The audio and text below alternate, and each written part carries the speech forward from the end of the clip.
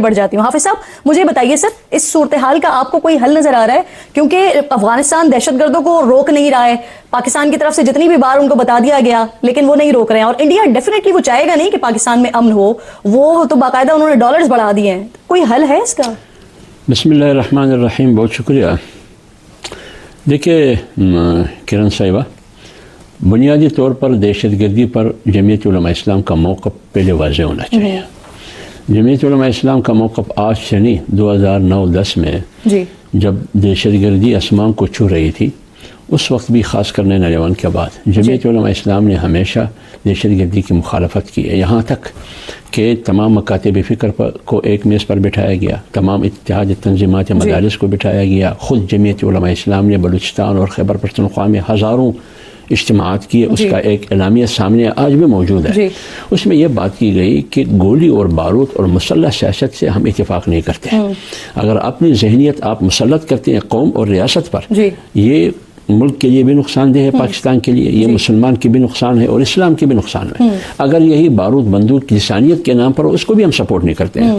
یہ تو ہمارا موقف ہے. اس کے نتیجے میں پھر ہوا کیا, خود جمعیت علماء اسلام کی قیادت ہمارے پارلیمنٹرین دہشت گردی کے نشانہ بنے. مولانا فضل الرحمان صاحب خود کو شامل ہوئے, میں آپ کے سامنے کتنے درجنوں لوگ یہاں تک. حل کیا ہے اس کا؟ اب آئیے جی اس پر. اب سوال یہ ہے کہ دہشت گردی کب سے شروع ہوئی ہے؟ دہشت گردی شروع ہوئی جب سے پاکستان کو دہشت گردی کی جنگ میں آپ نے امریکہ کے ساتھ مل کے کھڑا کیا افغانستان کے خلاف. وہاں سے دہشت گردی شروع ہوئی ہے اور ہم نے انہی پالیسیوں کو, جو ایک ڈکٹیٹر نے اس پالیسیوں کو بنیاد رکھا, ہم نے اسی کو تسلسل دیا. آپ حکومت کے اس موقف کے قائل نہیں ہیں کہ پی ٹی آئی کی حکومت یا پی ٹی آئی واپس لے کر آئی ہے دہشت گردی کو؟ تو اس کو تسلسل دیا. یہ ان منفی پالیسیوں اور فیصلوں کا نتیجہ ہے کہ آج قوم بھی بھگت رہی ہے اور ملک بھی بھگت رہا ہے. جہاں تک آپ نے حکومت اور پی ٹی آئی کے بارے میں حکومت کی بیانیے کی بات کی کہ وہ کہہ رہے ہیں کہ پی ٹی آئی دہشت گردوں کا سہولت کار ہے. دیکھیں میں پی ٹی آئی کو ایک سیاسی جماعت سمجھتا ہوں.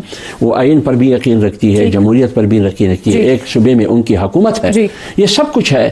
پھر آپ ان سے مذاکرات پر کیوں کرتے ہیں؟ بار بار ان کو دعوت دیتے ہیں کہ پی ٹی آئی آ کے ہمارے ساتھ مذاکرات کرے, یعنی احتجاج کا راستہ نہ اپنائے, مذاکرات کا. کیا دہشت گردوں کے ساتھ کوئی بیٹھتا ہے؟ نہیں بیٹھتا ہے. تو اس لیے میں کہہ رہا ہوں کہ یہ بالکل ایسی بات ہے. جب پی ٹی آئی کی حکومت تھی 18 میں 25 جولائی کے بعد, انہوں نے ہماری ایک ماتحت تنظیم تھی, تنظیم الانصار, انصار الاسلام, اس کو آر ایس ایس سے نتی کیا تھا, آر ایس ایس سے. اور آپ کو یاد ہوگا پی ملین کی قیادت پر غداری کے پرچے ہوئے, اس وقت بھی وہ ٹھیک نہیں تھا. اس میں مسترد کی تھی اس پالیسی اور اس تھیوری کو.